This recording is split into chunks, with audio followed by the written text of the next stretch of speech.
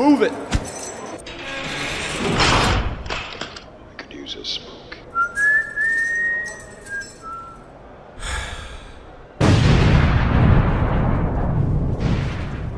Todd, it's me. We're busting you out of here. Come on, Todd. Look, your grandmother is worried sick about you.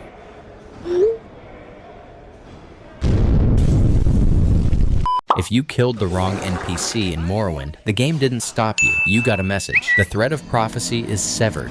Persist in the doomed world you have created. The game lets you break it. That was consequence. In Skyrim, essential NPCs are unkillable. You cannot break the main quest. The theme park ride always works. That's the absence of consequence. Between those two games, something fundamental changed at Bethesda, a design philosophy shift that's been metastasizing for 18 years, hollowing out what used to be role-playing games and replacing them with something else entirely. Something that looks like an RPG, sounds like an RPG, but has none of the substance that made those games matter. But first, we need to go back to what they took from us. 2002, Morrowind. The combat is dice rolls. You swing a sword through a bandit's face and miss because your skill level is too low. There are no quest markers. NPCs give you actual directions. Head east from Balmora until you reach the Foyada. You either pay attention or you get lost. Your character build matters mechanically. Choose athletics as a major skill, you run faster. Specialize in heavy armor, it doesn't slow you down. You cannot be good at everything.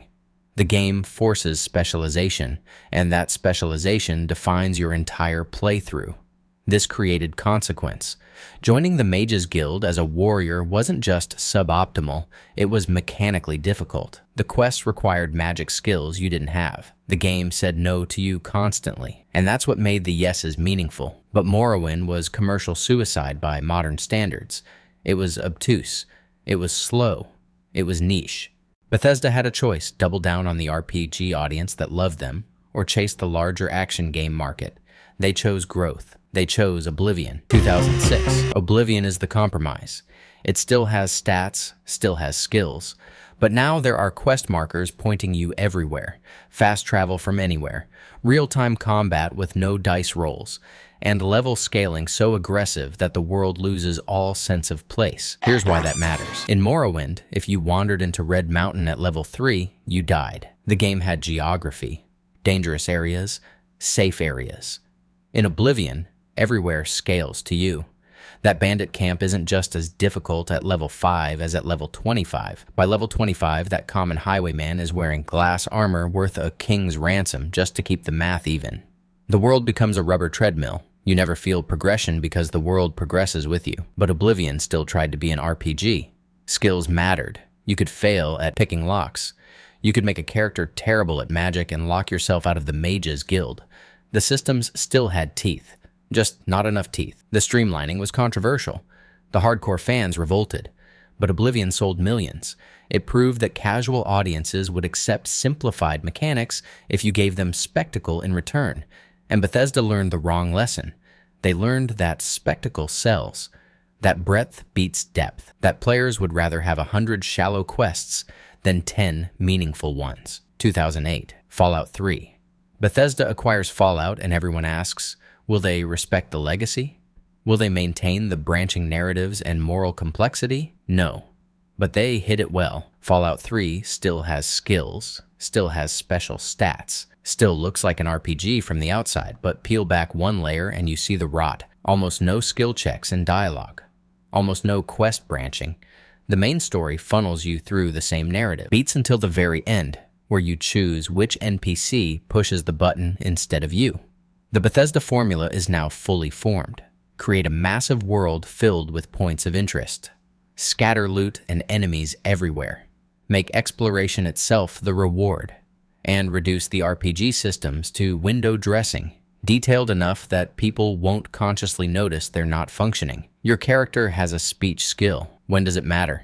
Maybe 5 times in the entire game. You have science. Where does it create branching paths? Almost nowhere. The skills exist to maintain the aesthetic of an RPG while providing none of the substance. But it worked. It sold. And 2 years later, something happened that Bethesda doesn't like to talk about. 2010, Obsidian Entertainment gets 18 months to make a Fallout game using Bethesda's engine and assets. Everyone expects a quick cash grab. Instead, Obsidian makes New Vegas, and it's a declaration of war. Same engine, same assets, same technical limitations. But watch what happens when you apply actual RPG design. Every quest has multiple solutions. Every faction has coherent motivations and reactivity. Your character build determines not just combat effectiveness, but dialogue options, quest paths, entire story branches. The main story splits 4 ways: NCR, Caesar's Legion, Mr. House, or Independent. These aren't cosmetic differences. Each path has different quests, different philosophical arguments, different consequences. The choice between them matters. Companion quests have moral weight. Boone makes you complicit in revenge killings. Veronica's questline ends with the Brotherhood reforming or her abandoning them forever. You can challenge them. You can fail them. They can leave or die because of your choices. Your build matters constantly. Low intelligence gets special dialogue in broken English. High speech opens solutions without combat. High science, repair, lockpick, all gate content and create branches. The game is designed around builds because Obsidian understood something Bethesda had forgotten. RPGs are about consequence. But New Vegas didn't sell as well as Fallout 3 at launch, so Bethesda looked at it and thought, that's cute. The hardcore fans loved it, but our model sells more. And then they made Skyrim and proved themselves right. 2011, Skyrim removes everything. Classes? Gone. Attributes? Gone.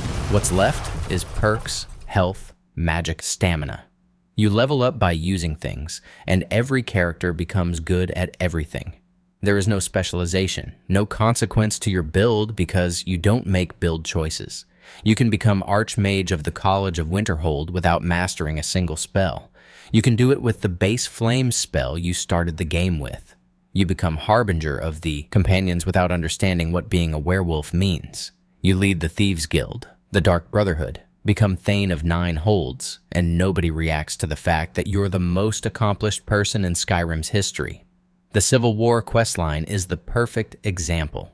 You join Stormcloaks or Imperials, conquer half of Skyrim, and the world barely notices. NPCs have a few new lines. The banners in towns change. That's it. Radiant quests become the endgame. Infinite fetch quests. Go to random dungeon, kill generic enemy, return for gold. They exist purely to keep you playing, to keep you from noticing you've finished all the authored content. But Skyrim sold 30 million copies. It became a cultural phenomenon, and Bethesda learned the final wrong lesson. Depth doesn't matter. Only breadth matters. Give players enough dopamine hits from exploration and leveling, and they'll ignore that nothing they do matters. Oh, hi Nazim, how are you? Do you get to the Cloud District very often? Oh, shit. Here we go again. Oh, what am I saying? Of course you don't. Has this ever happened to you? Are you a loser who lives in your mom's basement? Don't worry, me too. And that's why we all need almost 2 hours of exclusive content for the low price of $5. That's right, by pressing the join button below and becoming a member today, you get access to 9 full-length videos, with many more on the way, and for the price of a coffee, this is a no-brainer. Now back to the video. This is the fatal flaw. Bethesda traded mechanical consequence for aesthetic freedom. They built a theme park and called it an RPG. 2015, Fallout 4 removes skills entirely. Not simplified. Gone. You have perks. That's all. The dialogue system is the smoking gun. 4 buttons. Yes. No. Sarcastic yes. Every conversation has one outcome. You cannot reject the premise. You are Nate or Nora, concerned parent, and you will care about this whether you want to or not. The voiced protagonist makes it worse. Previously, your character was silent, letting you project your own motivations.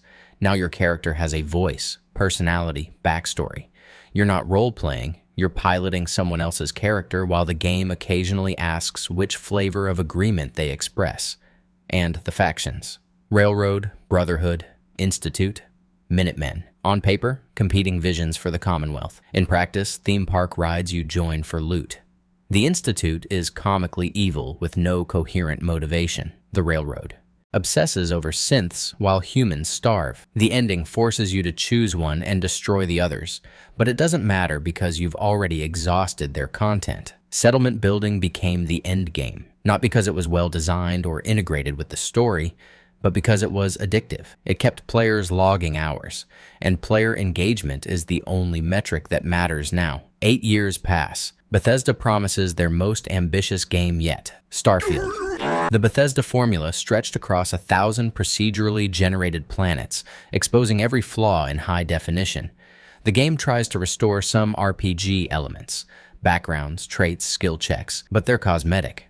Your background gives you 3 dialogue options across 100 hours. Traits barely matter. Skill checks exist almost exclusively in the Persuasion minigame. The main story is identical for every player. You join Constellation, you collect artifacts, you learn about the Unity, you choose whether to enter it. That's the only choice. After 100 hours, the only meaningful decision is, do I want to see the ending or not? The companions are therapy patients. Every single one has trauma. Every companion quest is you being their emotional support human. No conflict, no challenging moral questions, just validation and the procedural generation. 1,000 planets. Todd Howard said about 10% have life. The rest are resource rocks, copy-pasted outposts, identical research stations, the same caves scattered across 100 worlds. Bethesda chose quantity over quality so aggressively that they generated more nothing than any game in history. Emil Pagliarulo, Bethesda's lead designer, gave a talk where he compared game writing to the great American novel. He argued that in an open-world game, you can write that novel, but players will just tear out the pages to make paper airplanes. His philosophy became, keep it simple, stupid. He decided that because players can ignore the story shouldn't be too complex to begin with. That's the surrender. Not that players ignore complex stories, but that Bethesda has given up on making them worth paying attention to. So what's the fatal flaw? Let me make it crystal clear. Bethesda abandoned mechanical consequence in favor of aesthetic freedom. They decided that letting players do anything was more important than making those actions matter. They built systems that say yes to everything and no to nothing. And in doing so, they turned choice into illusion. In Morrowind, killing an essential NPC broke the game. That's consequence. In Skyrim, essential NPCs are unkillable. That's the absence of consequence. In a real RPG, being a mage means you're bad at melee. Specialization creates identity. Bethesda's games let you be everything, which means being anything is meaningless. In a real RPG, factions react to your membership in other factions. Your choices create enemies. Bethesda's games let you lead every faction simultaneously because conflict would limit player freedom. In a real RPG, quests have multiple solutions based on your build. Bethesda's quests have one solution with cosmetic variations. New Vegas proved it didn't have to be this way. Same engine, same assets, but Obsidian said no to players constantly. Low intelligence locked you out of content. Failing speech checks closed quest branches. Faction reputation made parts of the map hostile. The game was smaller than Fallout 3, but every inch was authored, reactive, meaningful, and the hardcore audience loved it. Over time, even casual players realized what they'd been missing. New Vegas's reputation has only grown, not because of nostalgia, because it respected the audience enough to give them actual choice with actual consequence. Bethesda could do this. They have the resources, the talent, the IP.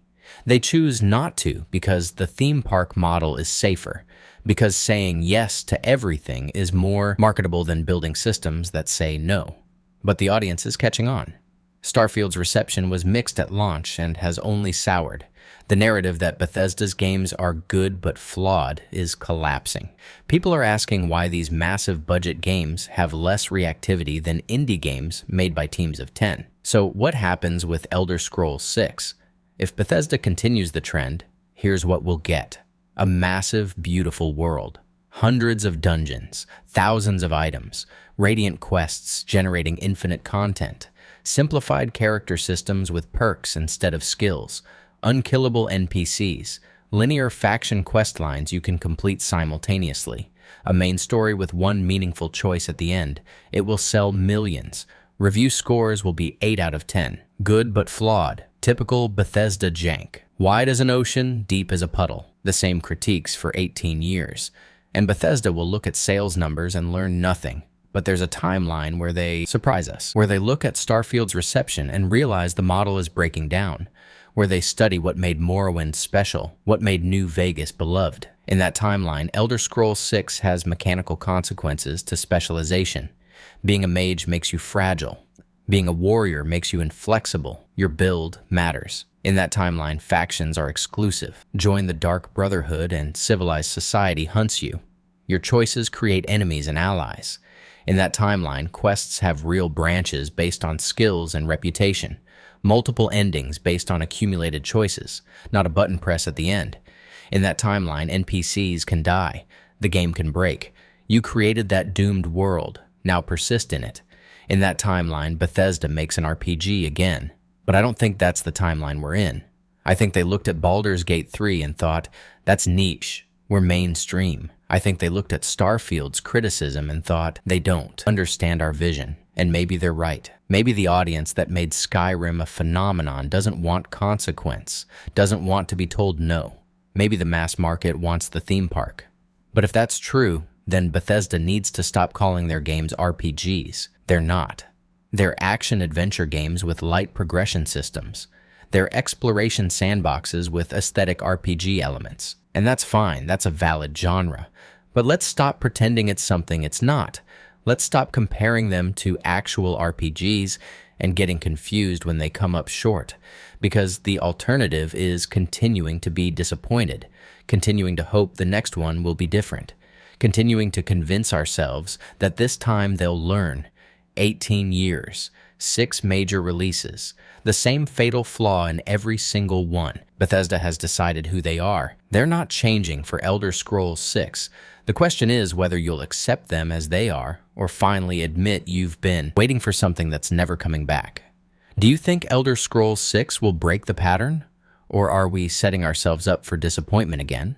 Let me know in the comments, because if enough of us are honest about what Bethesda has become, maybe, just maybe, they'll listen.